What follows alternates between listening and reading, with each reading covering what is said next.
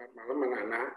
Pak Tri akan membahas soal TO 5 untuk persiapan UTBK yang akan datang. Semoga ini membantu kalian di dalam belajar ya. Nah, nomor 1. Di bawah ini yang termasuk peta tematik, contoh peta tematik adalah peta itu jenisnya ada, secara umum jenisnya ada 2. Peta umum dan peta khusus. Peta umum informasinya bersifat umum, peta Indonesia, peta dunia, peta topografi, peta kontur, gitu ya, sifatnya umum. Sedangkan peta khusus atau peta tematik, peta yang memberi informasi tentang tema tertentu.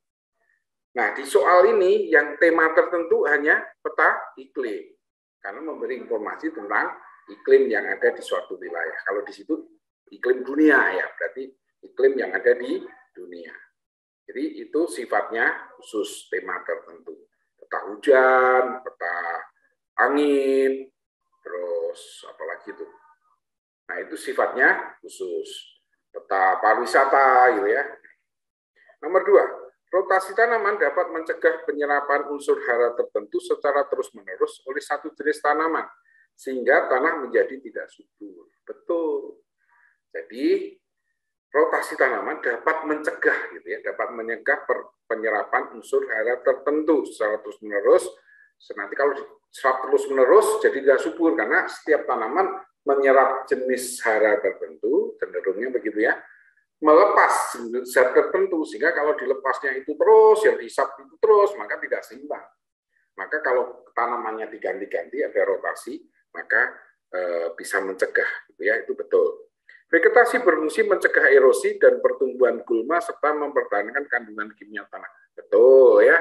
Jadi jenis-jenis tanaman, vegetasi yang menutupi tanaman itu mencegah erosi, mencegah tumbuhnya gulma, gitu ya. Nah itu gulma itu ya kayak rumput tertentu gitu ya yang menyebabkan tanaman tidak subur. Tapi kalau vegetasinya banyak, rumputnya nggak bisa tumbuh, gitu ya, gulmanya nggak bisa tumbuh. Gitu ya. Nah, tapi pernyataan dengan alasan tidak ada hubungannya. Yang satu menceritakan tentang penyerapan unsur hara, sedangkan yang satu bercerita tentang erosi, ya, mencegah erosi. Jadi nggak ada hubungan. Tapi betul-betul sih, betul-betul tanpa hubungan berarti tidak ada hubungan, berarti B. Rotasi bumi menyebabkan arah angin muson di belahan bumi utara berbelok ke kanan dan belahan bumi selatan berbelok ke kiri. Betul. Jadi bulan Oktober sampai April, jadi itu angin muson berasal dari Oktober April itu kan mataharinya cenderung di belahan bumi selatan. Berarti selatan tekanan rendah, utara tekanan tinggi.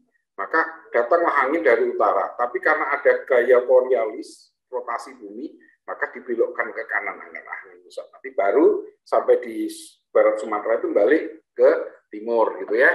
Nah, demikian juga yang arah dari selatan, bulan April sampai Oktober ya, April sampai Oktober. Itu berarti April sampai Oktober kan bulan Juni itu kan matahari ada di 21 Juni ada di garis balik utara. Maka tekanan di utara rendah, tekanan di selatan tinggi, maka ada gerakan. Nah, arah angin muson dari selatan itu dibelokkan ke kiri karena pengaruh gaya Coriolis itu ya, rotasi bumi, sehingga nanti baru dibalikkan lagi begitu. Oke, betul ya, jadi betul. Sebab rotasi bumi di ekuator lebih cepat daripada di bagian bumi yang lain. Itu juga betul, pernyataan juga betul. Jadi rotasi bumi di ekuator kan lingkarannya lebih besar. Berputarnya sama 24 jam. Yang lingkaran kecil juga 24 jam, yang lingkaran besar 24 jam. Lingkaran khatulistiwa oleh para ahli sudah pernah diukur kurang lebih kalau dipanjangin 40.000 km. Sedangkan garis balik utara, misalkan lintang di garis balik utara itu kan berarti lingkarannya lebih kecil, kira-kira 30.000 km. Satu putaran, satu kali rotasi tetap 24 jam. Maka 40.000 km per 24 jam dengan 30.000 km per 24 jam tentu lebih cepat yang 40.000 km per 24 jam. Kira-kira begitu ya. Nah, tapi tidak ada hubungan. Yang satu ngomongin tentang arah angin muson, yang satu tentang rotasi bumi di ekuator lebih cepat. Gitu ya, nggak ada hubungan. Tapi betul-betul sehingga tetap jawabannya Nomor 4, peran desa sebagai hinterland kota. Hinterland itu artinya daerah pinggiran, pemasok bagi kota. Nah, mana yang pas peran desa? Peran desa bukan peran kota ya, kebalik ya, nanti supaya jangan terbalik-balik ya. Kalau peran desa, produsen hasil pertanian, nah itu betul. Sumber tenaga kerja, betul. Kan tukang-tukang itu dasarnya datangnya dari daerah pinggiran. Asisten rumah tangga daerah pinggiran. Buruh-buruh pabrik daerah pinggiran, gitu ya, tenaga kerja itu ya.